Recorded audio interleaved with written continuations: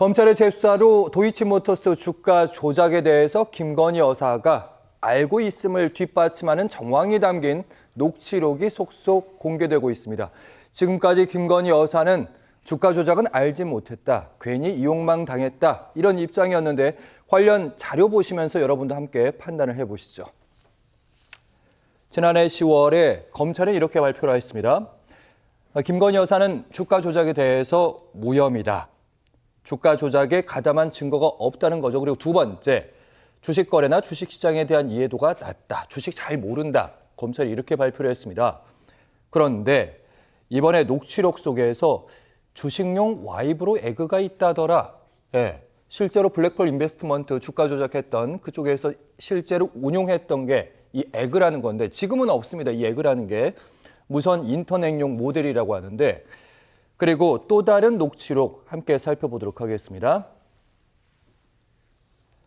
계좌관리자 측에 수익의 40% 주기로 했다. 계좌관리자 측은 아까도 말씀드렸던 블랙펄 인베스트먼트라고 추정되고요. 수익의 40%, 10%도 아니고 얻은 수익의 40% 아주 고수익이 보장하는 겁니다.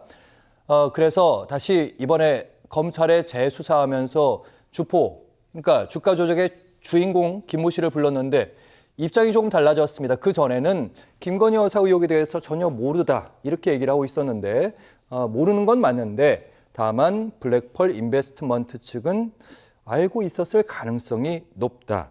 자, 박자원 교수님 계속해서 김건희 여사 녹취록들이 쏟아지고 있습니다. 이런 뉴스들 어떻게 해석해야 되는지. 그러니까 특검 시작을 앞두고 도이치모터스 관련돼 그동안에 5년 동안 안 밝혀지던 내용들이 쏟아지고 있습니다.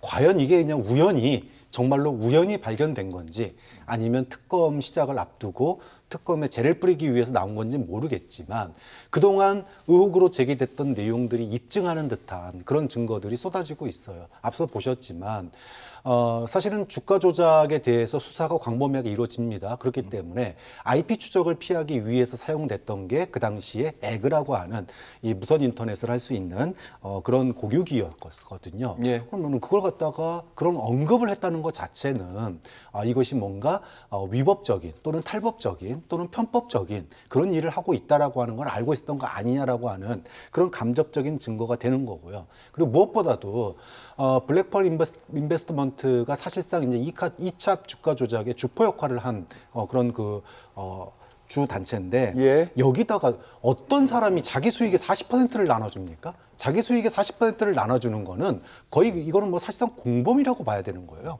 그 내용을 알지 못하면은 저 같은 경우도 뭐 예를 들어 어디다가 뭐 돈을 맡겼는데 예. 수수료 5% 떼는 것도 정말 부들부들 떠는 비싸다고 생각하죠. 그렇죠. 예. 부들부들 떠는 그게 일반적인데 수익의 40%를 준다? 거기에는 뭔가 특별한 로또가 40% 세금을 뗍니다.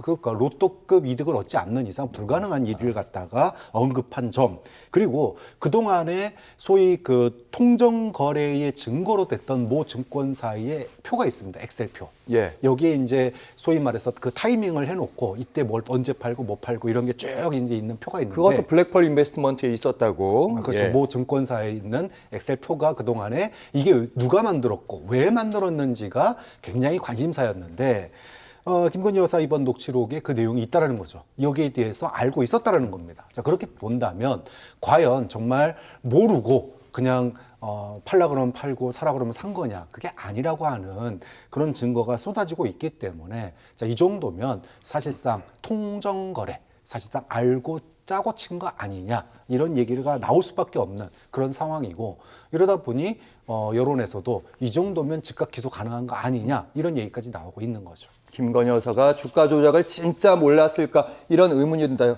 김대현 평론가님 관련 녹취록 뉴스들 어떻게 해석하고 계십니까? 우선 지금 이제 단순히 이 증권사의 직원 워딩이 사실은 대단히 큰 의미를 갖기는 어렵습니다. 현 단계까지는.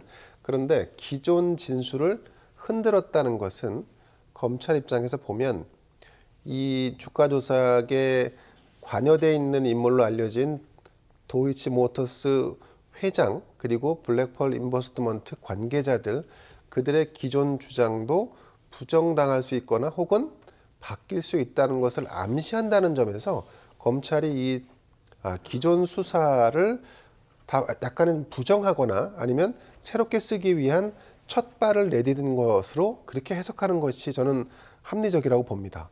그 지금 현재 이 워딩만으로는 그냥 예. 이 워딩이 새롭게 등장했고 기존에 없던 진술이다.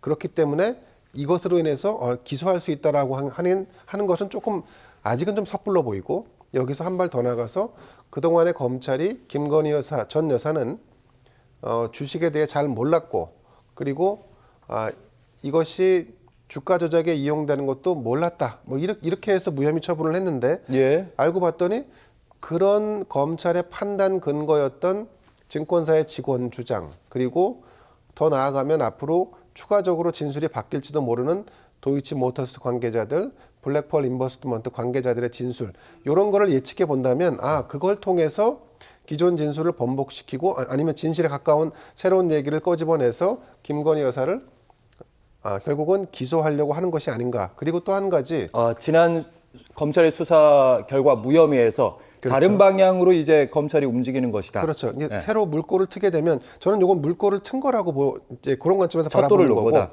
예. 그리고 여기서 한 발 더 나아가면 그 포석하에서 새롭게 더 진전되는 것이 나올 가능성이 매우 높아진 거죠. 더군다나 현재는 대통령, 그러니까 김건희의 남편이 대통령이 아니고 김건희 본인도 더 이상 사실 여사가 아니죠. 그냥 자유인이란 말이죠. 이런 상태에서는 관계자들의 진술이 기존과는 얼마든지 달라질 가능성이 높아졌다. 권력을 쥐고 있을 때와 그렇지 않을 때는 달라질 가능성이 높기 때문에 결국 이제 검찰이 재수사를 명령해서 스스로 재수사를 하고 있고, 새로운 방향으로 물꼬가 터져서 김건희에 대해서는 기존과는 다른 검찰 결정이 내려지기 전초 단계에 와 있다. 다만 좀 이따 얘기하겠습니다만 그게 특검으로 어떻게 관련 내용이 넘겨질지 그 부분이 이제 관건이 될 것 같습니다. 말씀하시니까 바로 얘기를 해보도록 할 텐데, 저희가 오늘 당장 김건희 여사가 주가 조작을 당시 알았다 몰랐다 단정은 내릴 수 없지만 한 가지 분명한 건 있습니다. 지난 검찰의 수사는 분명히 문제가 있었다.